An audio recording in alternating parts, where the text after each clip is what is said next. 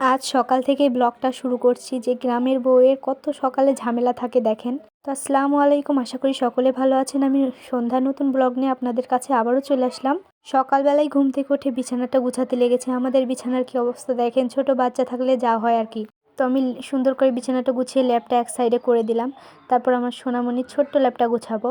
আমার সোনামণির একটা ছোট্ট ল্যাপ আছে, সেটা আমার সোনামণির দাদি করে দিয়েছে।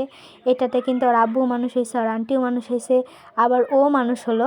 তো কত বছর আগের এই স্মৃতিগুলো সব ধরে রেখেছে আমার শাশুড়ি আম্মা। তো দেখেন খেলনা পেন সবগুলো কিন্তু বিছানাতে আছে, রাতের বেলা নিয়ে খেলতো। তারপর আমি সুন্দর করে বিছানাটা ঝেড়ে নিলাম, কারণ অনেক ঠান্ডা লাগে, তার জন্য আমি কম্বল ফেলে ধুয়েছি। তারপর এই তো বাইরে ঝেড়ে দিতে লাগলাম।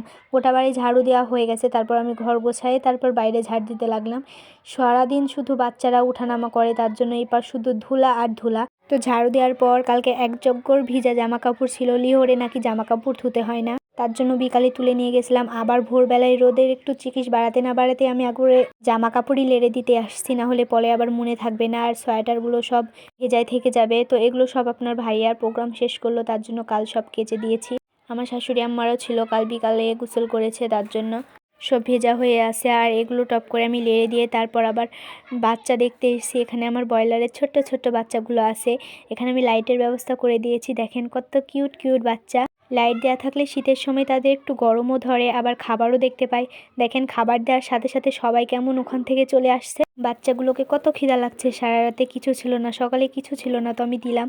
তারপর একটু পানি দিলাম, যেহেতু পানি গরম করা হয় নাই তাই ঠান্ডা পানি একটু দিলাম, পরবর্তীতে গরম করার পর আবার পানি দিতে হবে। তো এখনও তেমন রোদ বাড়ায়নি, তার জন্য আবার তাদেরকে ঢেকে দিলাম। তারপর আমাকে রান্না করতে হবে, রান্নার প্রস্তুতি নিয়ে সকালে দেখেন গ্রামের বাড়িতে কত কাজ থাকে। এরপর আমি ছাইটাই তুলে চুলার পার আবার পরিষ্কার করতে লাগলাম। চুলাটা কাল সুন্দর করে আমি হাত মুছ করে দিয়েছি, একটু ভিজা হয়ে থাকতো। তো এদিকে দেখতেই পাচ্ছেন কেমন হয়ে আছে, একটু ভিজা ভিজা আছে। তো টোল নিয়ে বসছি, তো একদম খাম হয়ে গেছে। একজন গ্রামের বউদের যে কত কাজ সংসারে সকাল হলেই বোঝা যায়, আর রাত হলেই দেখেন সব কাজ কিন্তু শেষ। আল্লাহর কি একটা নিয়ম, দিনে সূর্যের আলো থাকাকালীন কিন্তু মানুষের কাজ শেষ হয় না, আর রাত পড়লেই সবাই যেন নিজ নিজ ঠিকানায় চলে যায়, কোনো কাজকর্ম যেন আর করেই না। তো সকাল হলেই কোথা থেকে যেন এত এত কাজ চলে আসে। তো তারপর আমি এগুলো সুন্দর মতন ঝাড়ু দিতে লাগলাম। তারপর এতগুলো থালা বাসন ছিল, তো থালা বাসনগুলো আমাদের কলপার মাজা হচ্ছে না, কারণ বাড়ি ভাঙ্গা হয়েছে। যারা আমাদের ভিডিও দেখেছেন তারা অবশ্যই জেনে থাকবেন যে আমাদের বাড়িটা ভাঙ্গা হয়েছে, তো কলপারের অবস্থা অনেক খারাপ হয়ে আছে। তার জন্য আমাদের বাড়ির এপারে একটা সুন্দর জায়গা আছে, এখানে আমি সুন্দর করে একটা জায়গা করেছি, তো এখানে আমি মাজা ঘষাটা করছি। সকালবেলা ঠান্ডা লাগবে বলে আমার শাশুড়ি আম্মা কিন্তু আমাকে বারণই করলো যে থালা বাসন মাজো না। তারপর আমি বললাম থাক থালা বাসনগুলো মাজি, কারণ আমার শাশুড়ি আম্মা আজকে রোজা আছে, সবে মেরাজের রোজা। সবাই যেন এই মেরাজ উপলক্ষে সবার যেন মনের কামনা আল্লাহ পূরণ করে, সবাইকে যেন সুস্থ রাখেন এই কামনা করি। তারপর দেখেন আমার থালি বাসনগুলো পরিষ্কার করা হয়ে গেল। তারপর আমি ধুয়ে নিচ্ছি, বালটাতি ধুয়ে নেব।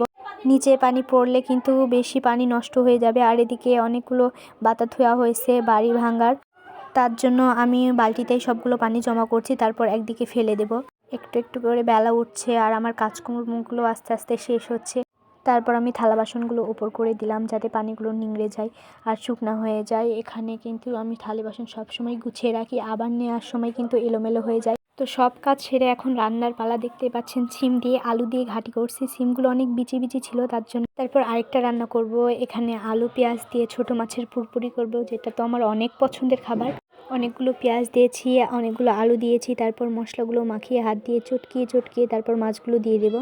তো একটা গ্রামের মেয়ের সংসারের যে কত কাজ থাকে সকাল হলেই বোঝা যায়, যে সকালবেলা এত কাজ কাম সেরে তারপর আবার রান্না করা, রান্না করে সবাইকে খাওয়া দাওয়া করানো, এটাই কিন্তু আসলে মজা। তো যে যেমন থাকে তার তেমনই ভালো থাকা উচিত। তো আমি গ্রামে বসবাস করি, এটা আমার গর্ব করে বলতে হবে যে আমি গ্রামে বসবাস করি। এত কাজকর্মের মধ্যেও একসাথে থেকে অনেক হ্যাপি থাকি, আলহামদুলিল্লাহ। তো আজকের ভিডিও এতটুকু পর্যন্তই, আশা করি সকলে ভালো আছেন। আল্লাহ যেন সবাইকে সুস্থ রাখে। আল্লাহ হাফেজ সবাইকে।